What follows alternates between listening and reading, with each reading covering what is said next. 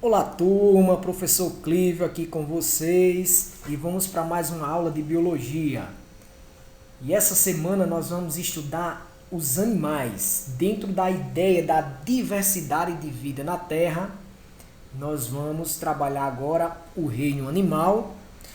Organiza teu material, tuas ideias para coletar as informações que nós vamos passar nessa videoaula a partir de agora.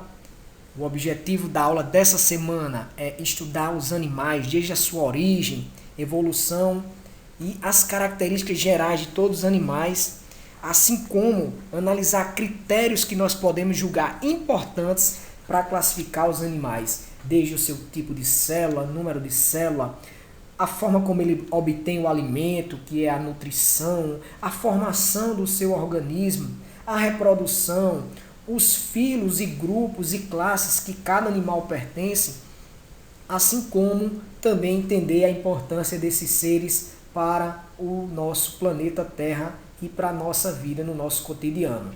Então espero que vocês estejam preparados. Bons estudos! Entender a origem e a evolução dos animais foi e ainda é um dos desafios da ciência. Alguns organismos hoje considerados animais não eram assim classificados no passado. Anemas do mar, por exemplo, possui semelhança bem superficial com plantas e por isso muitos a chamam de flores das pedras. O destaque para esse animal, no entanto, evidencia uma das características surgidas na evolução animal e que foi importante no modo como esses organismos passaram a obter alimento, a boca, que se abre para uma cavidade onde ocorre a digestão.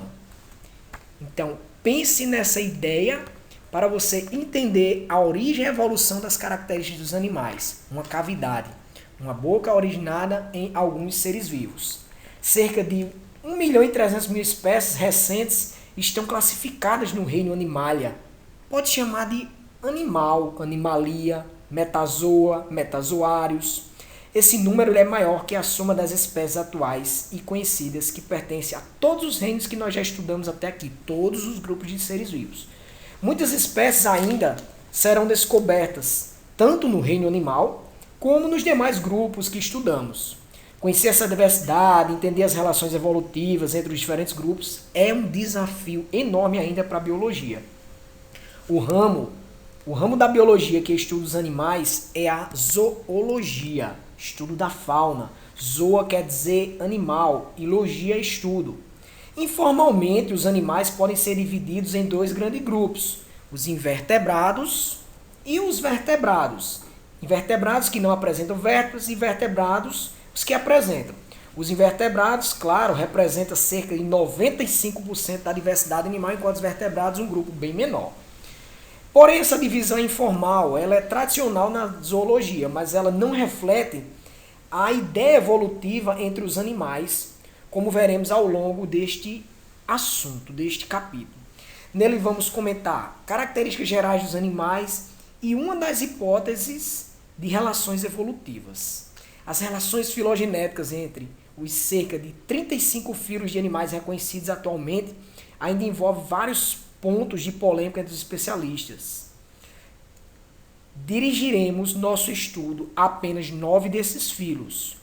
Na imagem aí à direita, chamada de cladograma, está esquematizada uma das hipóteses mais aceitas da relação filogenética entre os 9 filos animais que estudaremos.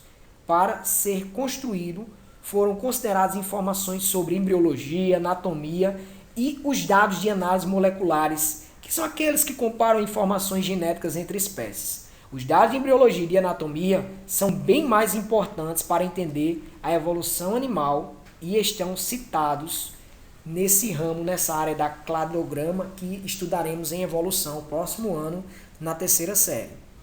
Por enquanto, vamos nos ater a entender o tipo de célula, que é eucariótica, a quantidade de células que, por eles serem pluricelulares, com exceção apenas da esponja, né? A multicelularidade, por isso esse termo.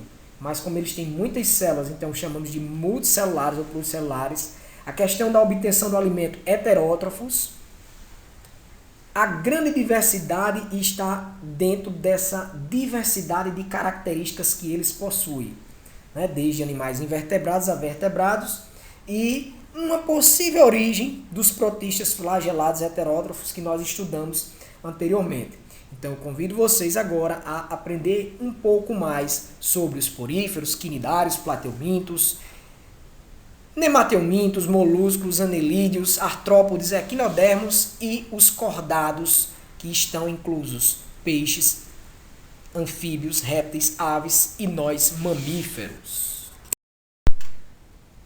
Para detalhar melhor essa classificação em dois grandes grupos de invertebrados, aí você tem animais que não possuem esqueleto ósseo ou cartilaginoso e vértebras, e vertebrados posteriormente. Vamos primeiro ver quem são os filos de invertebrados. Poríferos, quinidários, plateumintos, nemateumintos, anelídeos, moluscos, artrópodes e equinodermos.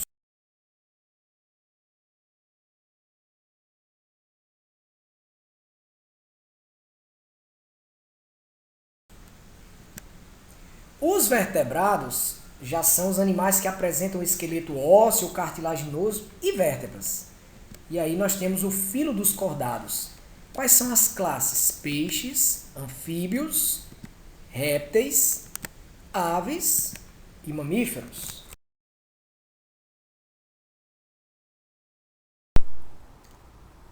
A formação do organismo nesses seres só é possível devido à sua pluricelularidade.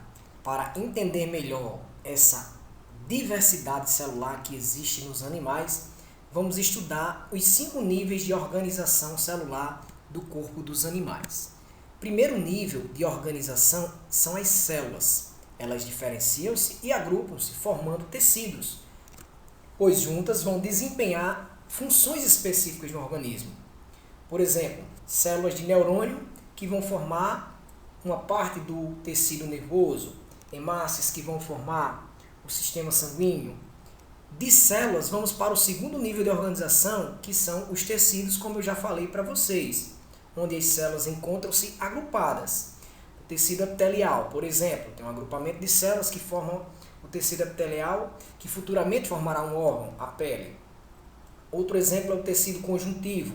Conjuntivo por reunir o conjunto de 4 tecidos principais, muscular e depois o nervoso. O terceiro nível de organização são os órgãos. Aí ocorre a união dos tecidos.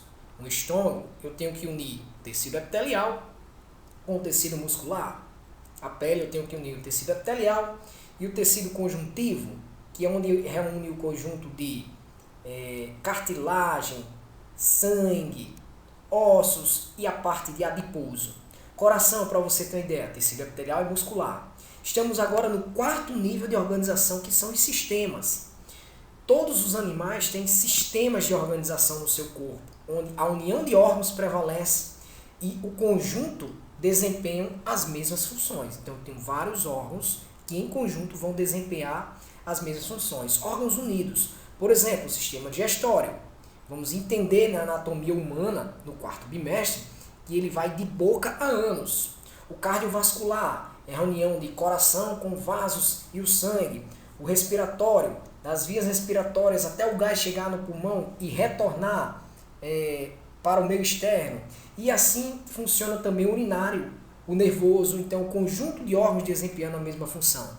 E por fim, o 5º nível de organização, e por que não dizer o mais complexo, aí você tem um conjunto de sistemas que forma todo o organismo. Para você entender melhor, nós vamos trabalhar posteriormente, como eu já falei, o organismo humano. Só para entender a ideia de formação de um organismo, já puxando para o lado do corpo humano, você tem aí da direita para a esquerda, à sua direita, a primeira imagem, uma célula do tipo muscular, que a união de células musculares vão formar o quê? O tecido muscular. Esse tecido muscular, propriamente junto com outro tecido epitelial, vai formar o quê? O órgão coração. O órgão coração, junto com outros órgãos, por exemplo, como os vasos, artérias, veias, os capilares, os vasos sanguíneos e o sangue formam todo o sistema circulatório e o que chamamos de sistemas de órgãos.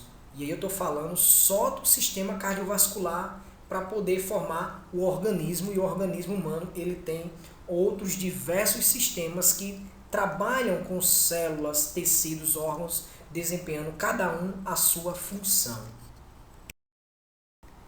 É isso aí, meus alunos. Por hoje, de informações com relação à introdução ao reino animal, eu paro por aqui.